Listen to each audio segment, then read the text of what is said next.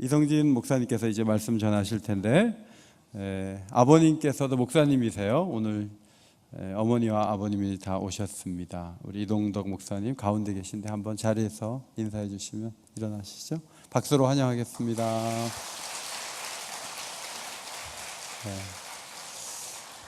지방에서 목회하시다가 올해 이제 은퇴하시고 따님 계신 일산으로 이사를 오셨어요. 이성진 목사님이 2년 가까이 저희 교회에 사역을 하고 계신데, 이제 저희가 얘기를 나눌 때 이렇게 보면은 아버지께서 굉장히 사랑을 많이 해주시고 좋은 부모님 밑에서 사랑을 많이 받고 이렇게 생활한 이야기들을 할 때 많은 교육자들이 그렇게 좋은 아버지도 계시는구나 이러면서 다 감동을 받고, 근데 참 이성진 목사님이 막 눈치가 빠르게 막 움직이는 도시 사람은 아니에요. 굉장히 좀 늦고 그래요. 그런데 이제 이렇게 보니까 사모님도 그 만삭이 돼가지고요, 새벽 기도를 얼마나 잘 나오는지 몰라요.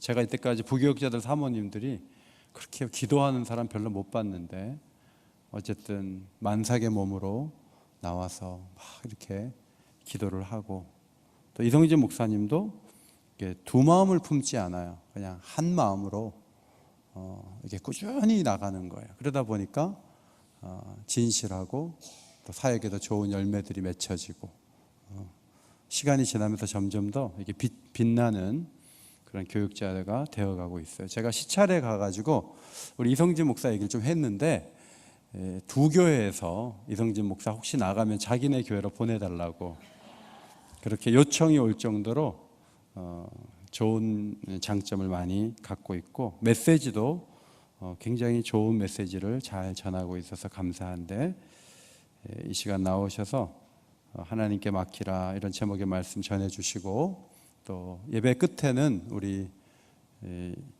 이동덕 목사님께서 축도를 오늘 좀 해주시면 대단히 감사하겠습니다. 이제 나오셔서 말씀 전해주시겠습니다.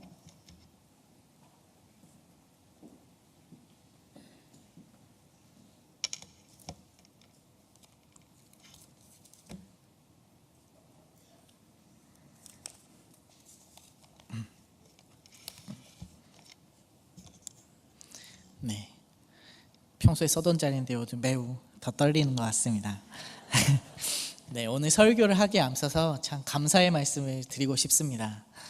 부족한 거 뻔히 아시면서도 항상 종으로 삼아서 하나님 앞에 세워주시는 우리 하나님과, 그리고 늘 사랑해 주시고 격려해 주시는 우리의 부모님, 그리고 항상 지도해 주시고 바르게 이끌어 주시는 이은호 담임 목사님께 감사를 드립니다.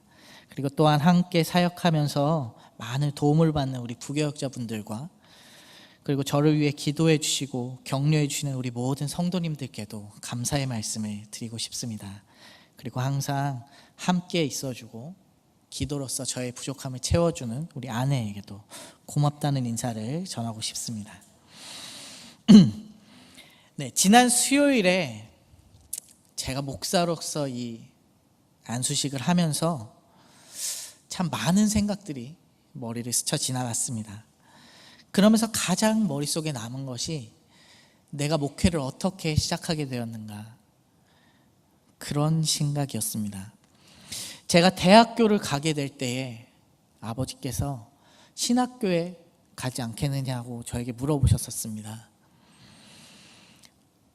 아버지께서는 제가 어릴 때부터 우리 성진이가 목사를 하면 얼마나 좋을까라는 생각을 하셨대요. 근데 저는 아니요 라고 단칼에 거절하고 일반 대학교를 가게 되었습니다. 일반 대학교에 가서 4년 동안 지내고 또 세상의 일을 하면서 매일 저의 마음속에 들었던 건, 내일 나는 뭐 하지? 나는 앞으로 어떻게 될 것인가? 나는 앞으로 무엇을 하고 있을 것인가? 직장에서도 내가 과연 다음 달에도 이 직장을 잘 다닐 수 있을까라는 미래에 대한 불안감이 계속적으로 저를 압박하였습니다. 다른 사람들을 보면서 그들과 나를 비교하면서 나의 자신감을 까먹고 다른 사람들을 부러워하면서 그렇게 대학교 4년과 사회생활 2년을 지내게 되었습니다. 회사를 그만둔 후에 3년의 시간을 준비하면서 신학대학원에 입학하게 되었습니다. 신학대학원에 들어가면 1월과 2월 달에는 동계어학 강좌라 그래서 정신없이 정말 지나갑니다. 그래서 제가 입학했습니다 했는데 입학식도 안 하고 막 공부를 하니까 내가 지금 공부를 하는 건지 뭘 하는 건지 모를 정도로 2달을 지나게 되었죠. 그러고 나서 3월 달에 이제 정식으로 입학식을 합니다.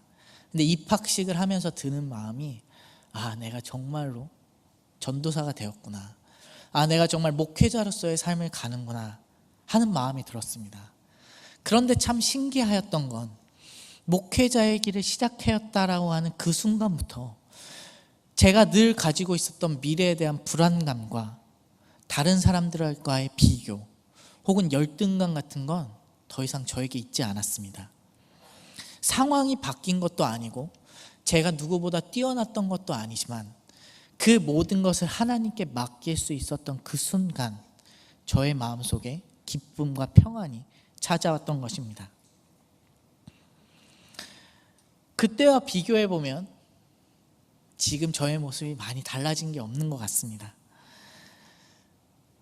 그 순간들이 지나면서 목사 안수를 받았기까지 많은 일들이 있었고 경험하면서 물론 성장했겠지만 앞으로도 하나님께서 나에게 어떠한 일을 보여주실지 또한 그 가운데 내가 어떻게 성장해 나갈지 참 기대도 되고 걱정도 됩니다.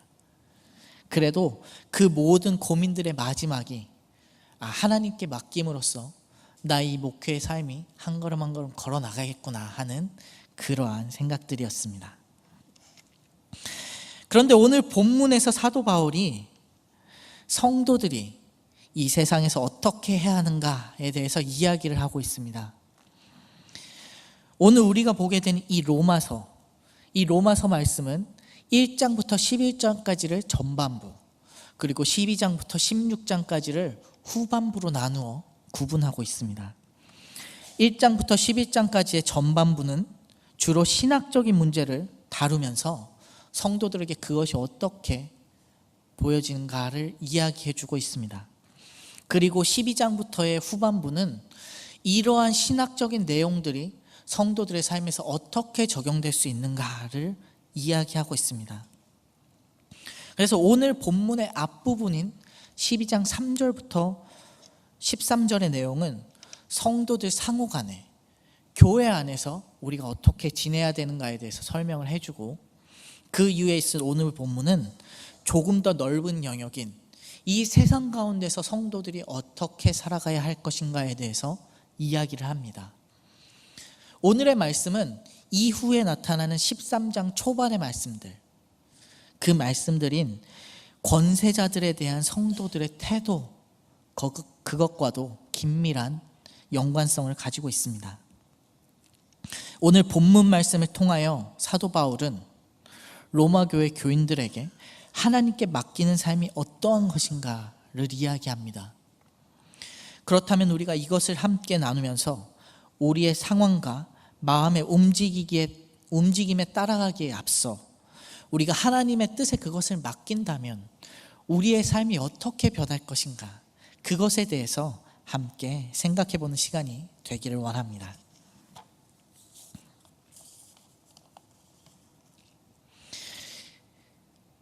여러분, 우리에게 아름다운 화단이 있다라고 생각을 해보겠습니다. 그러면 이 아름다운 화분을 아름답지 않게 망치려면 어떻게 하면 될까요? 누군가 아름답게 가꾸는 그 화단을 망치려면 그것에 있는 꽃을 뽑아버린다거나 거기에 불을 지른다거나 물을 한가득 부어넣어서 썩게 하거나 그러한 방법들도 있지만, 가장 쉬운 방법은 그 화단을 가만히 놔두는 것입니다. 화단을 가꾸지 않고 아무렇지도 않게 그냥 방치해 놓으면 그 안에 있는 식물이 죽거나 혹은 다른 잡초들이 나와서 그 화단을 망치게 됩니다. 이것은 뿐만 화단이나 화분뿐 아니라 우리 주변에 있는 모든 곳이 동일하게 됩니다. 아름답게 무언가를 유지하려면 그 아름다움을 유지하기 위한 노력이 반드시 필요합니다. 노력하지 않으면 그 아름다움은 곧 사라지게 되기 때문입니다. 우리의 마음 또한 마찬가지입니다. 우리가 우리의 마음을 계속적으로 아름답게 변화시키지 않으면, 우리가 세상이 원하는 대로 우리의 마음을 놓아두고 그 흐름에 맡기게 된다면 우리 안에 있는 죄가 우리의 마음을 망가뜨리게 될 것이고, 우리 안에 있는 예수의 흔적이 사라지게 될 것입니다. 그래서 오늘 말씀에서 사도 바울은 성도들의 마음을 정하는 법에 대해서 이야기를 하고 있습니다. 우리 14절을 함께 읽어보도록 하겠습니다. 시작. 너희를 박해하는 자를 축복하라. 축복하고 저주하지 말라. 박해하는 자를 축복하는 것, 정말로 어려운 일입니다. 여기에서 축복한다라는 건 무엇입니까? 그 사람을 위해서 하나님의 은혜가 있도록 우리가 기도하는 것입니다. 나를 박해하는 자를 화내지 아니하고 용서하는 것만으로도 벅찬데 그 사람을 위해서 축복하라. 이거 참 어려운 이야기를 우리에게 하고 있습니다. 그런데 15절 역시 쉽지가 않습니다. 즐거워하는 자들과 함께 즐거워하고 우는 자들과 함께 울라.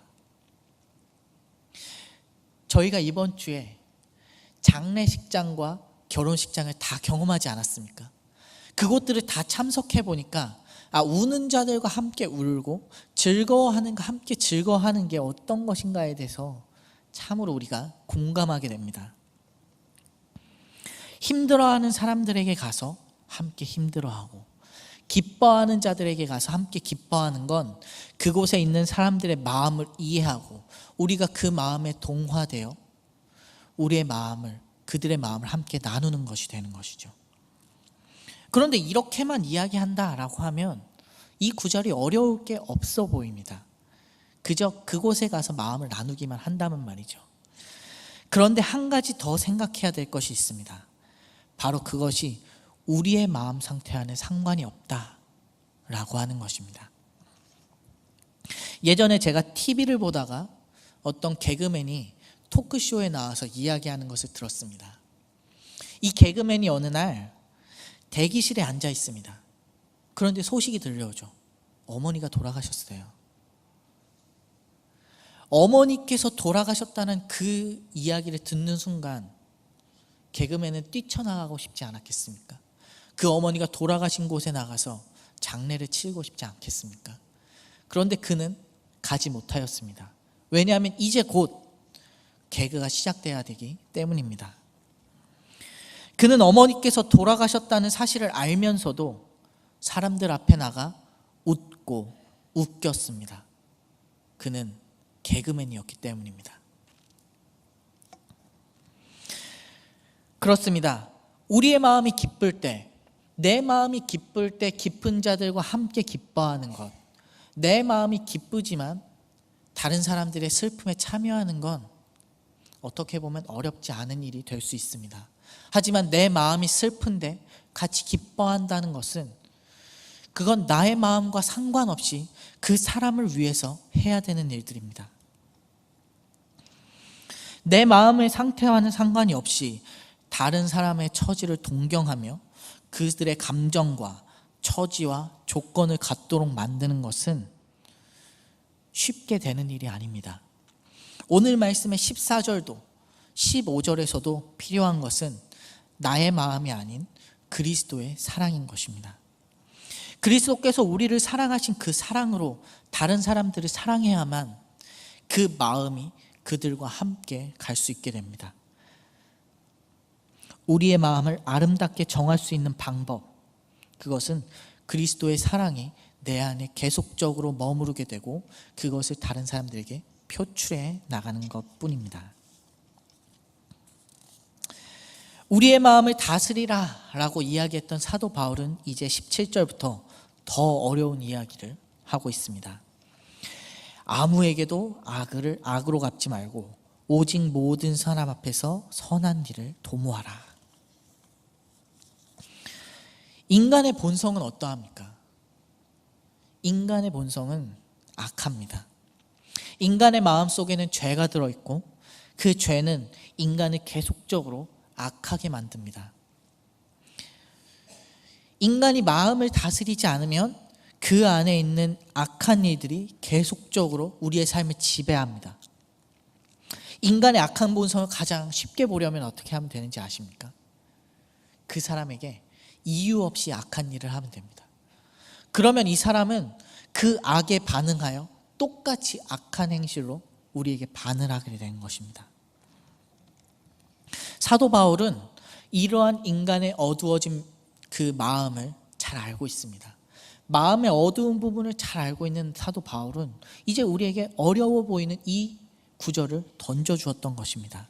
선한 일을 도모하라.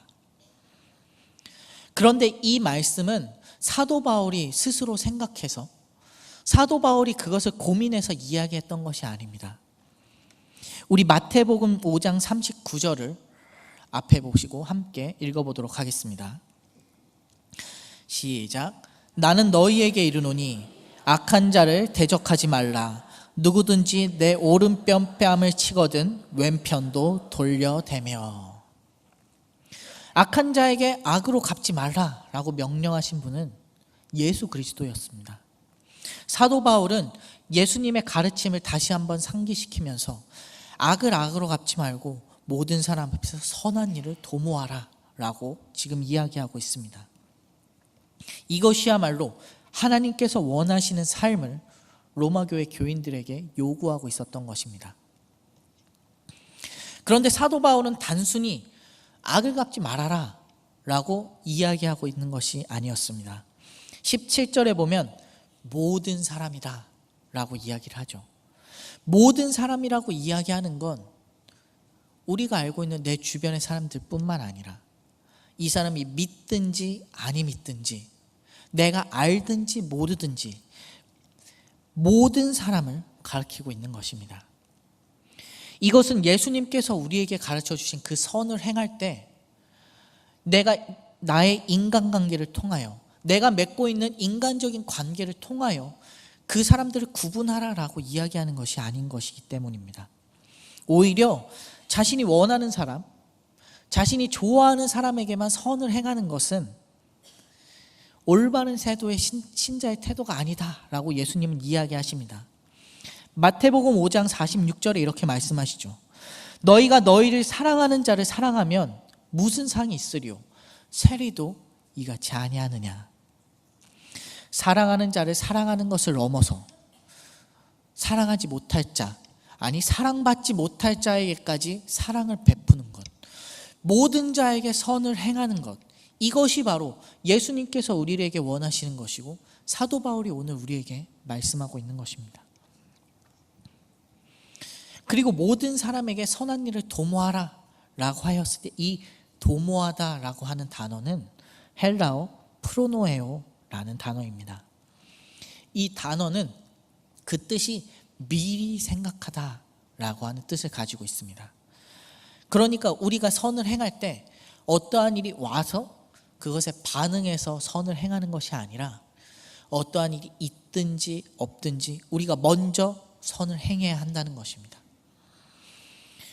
우리가 계속적으로 선을 행하고 그것을 행하기 위해 계속 노력하고 힘쓸 때 우리에게 어떠한 악한 일이 올지라도 악이 우리를 침투하려 할지라도 우리가 그것에 기계적으로 혹은 자연스럽게 선을 행할 수 있게 되는 것입니다.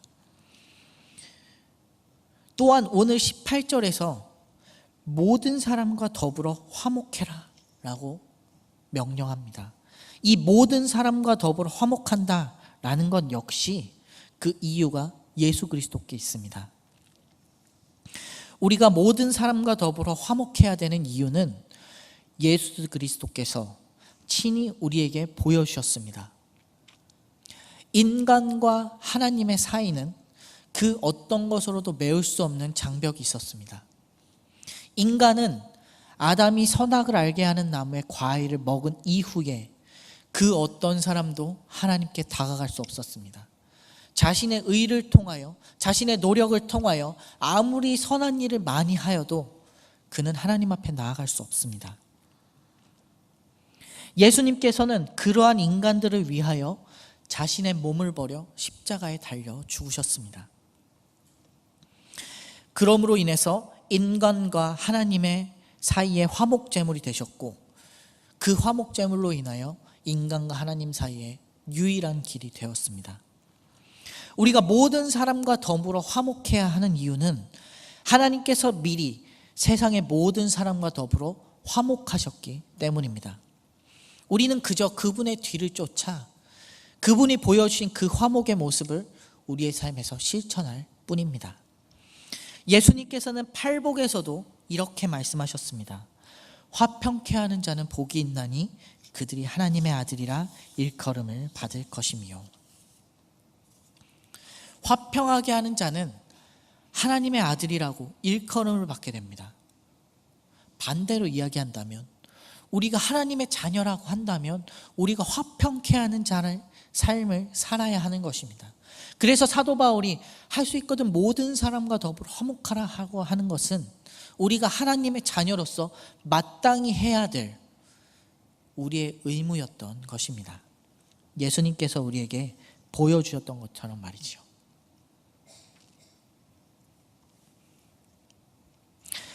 여러분, 우리 복수에 대해서 생각해 보았으면 좋겠습니다. 복수는 무엇입니까?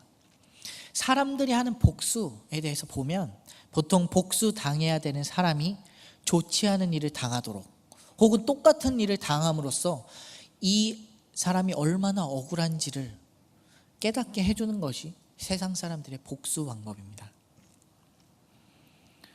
사람들은 복수에 대해서 아주 당연하게 여깁니다. 내가 억울한 일을 당했으니 너도 억울하게 당해야 돼.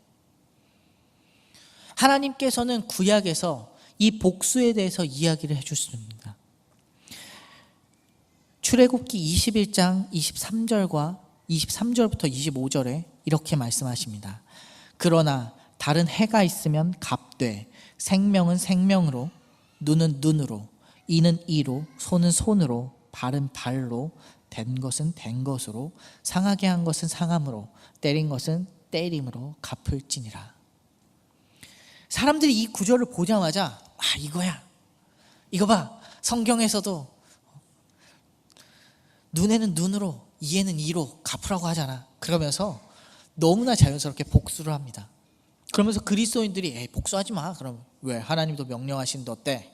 라고 이야기를 하죠. 그런데 하나님께서 이 구절을 주셨을 때 인간에게 야, 당연히 복수해라 라고 이 구절을 주셨겠습니까?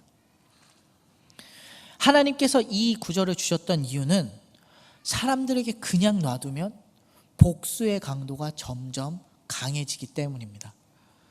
사람들이 복수를 하면 이렇습니다. 내가 한 대 맞으면 너는 두 대 맞아야 돼. 복수가 복수를 낳고 그 복수가 또 다른 원한을 낳습니다.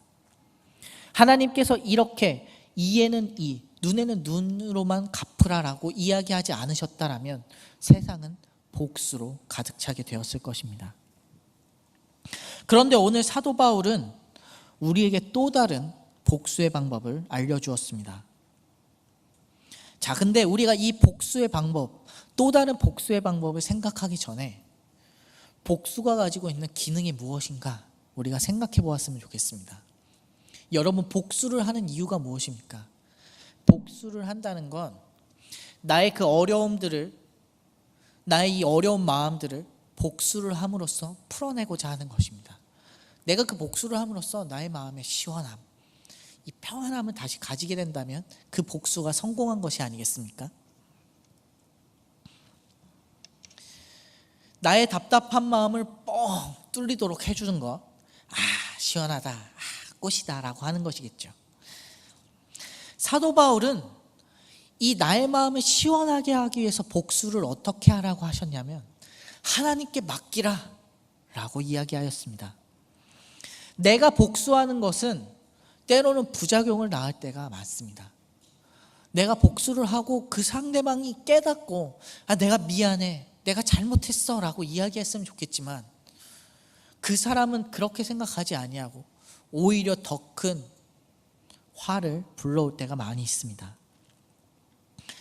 하지만 사도 바울의 방법대로 하나님께 맡긴다라고 한다면 하나님께서는 우리가 생각하지 못한 방법으로, 우리가 원하는 것보다 더 좋은 방법으로 우리에게 결과를 보여주실 것입니다.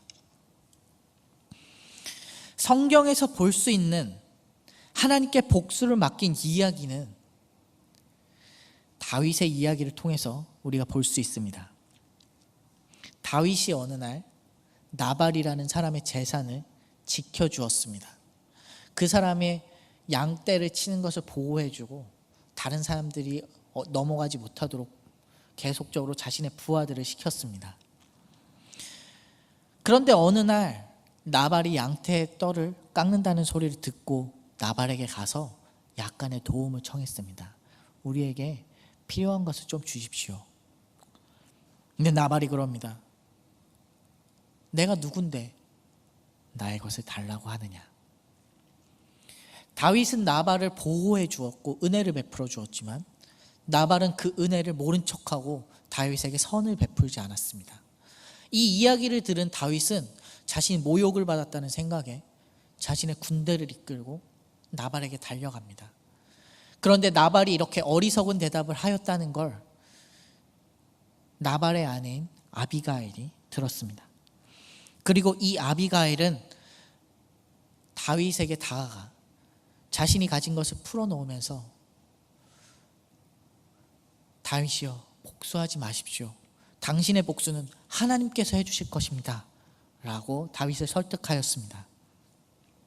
아비가일의 이야기를 들은 후에 다윗은 자신의 마음을 정리하고 하나님께 그 복수를 미루어 두었습니다.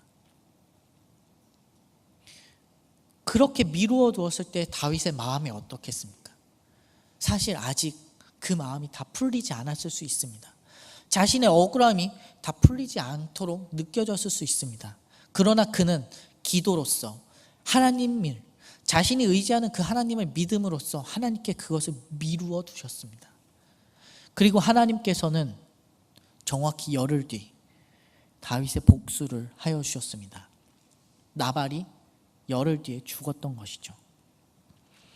하나님께서는 다윗의 억울함을 풀어주셨을 뿐만 아니라 그 후에 그 아비가일을 자신의 아내로 맞음으로써 더 큰 지혜로운 여인을 자신의 아내로 맡게 되었던 것입니다.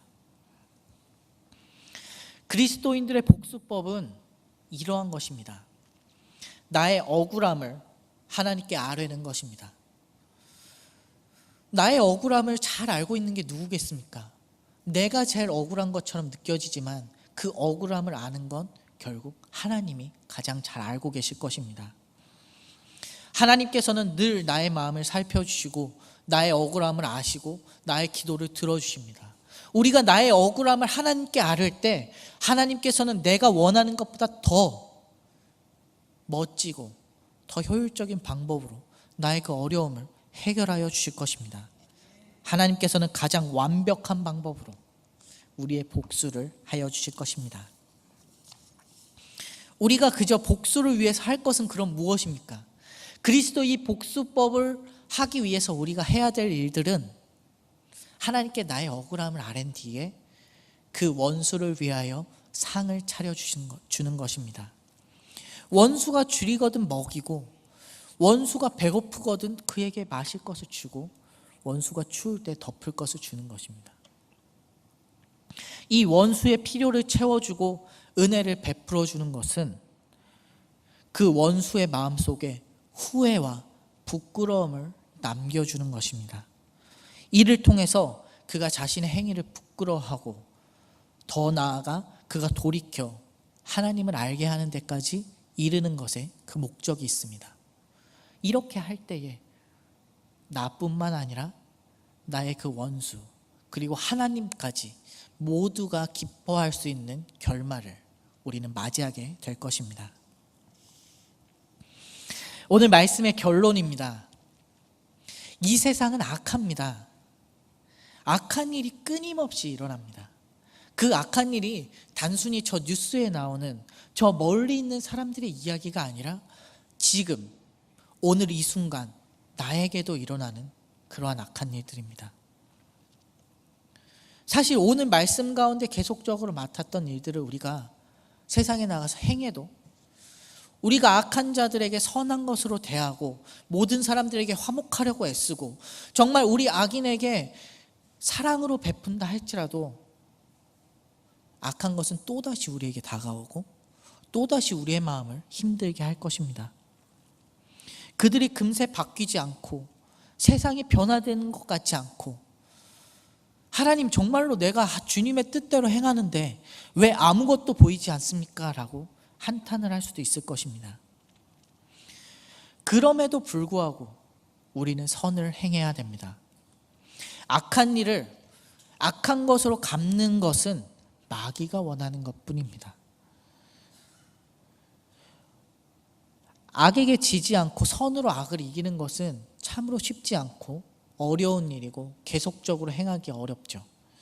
결국 우리가 이것을 계속적으로 행할 수 있는 건 결국은 하나님의 능력을 구하는 것뿐입니다. 인간적인 노력으로는 한계가 있습니다. 우리의 삶에서 계속적으로 우리의 힘으로 할 수 없습니다.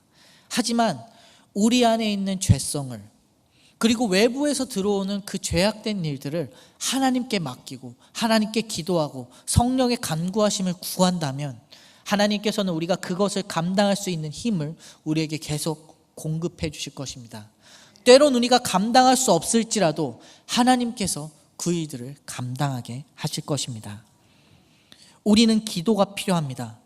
예수 그리스도의 대속을 믿는 믿음 그리고 그 일들을 감당할 수 있는 힘을 달라고 계속적으로 우리는 기도해야 할 것입니다. 그리고 성경 말씀을 통하여 우리의 마음을 계속적으로 바르게 세우려고 노력한다면 하나님께서는 우리의 마음을 온전히 세워주시고 우리가 이 어려운 세상 가운데서 선으로 악을 이길 수 있도록 우리에게 힘과 능력을 더하여 주실 것입니다. 항상 기도하시고 말씀 가운데 나를 바로 세우기 위하여 노력함으로써 결국에는 선으로 악을 이길 수 있는 그리고 세상 모든 사람들에게 화목함을 나타낼 수 있는 우리 모든 성도님들이 되시기를 주님의 이름으로 소원합니다. 하나님 아버지 감사합니다.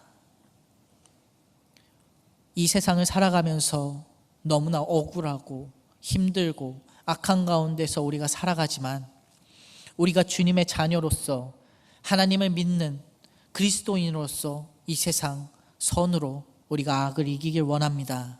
주님, 그것은 우리의 능력으로 되지 아니하고 우리의 힘으로 되지 아니하고 우리는 끊임없이 할 수 없습니다.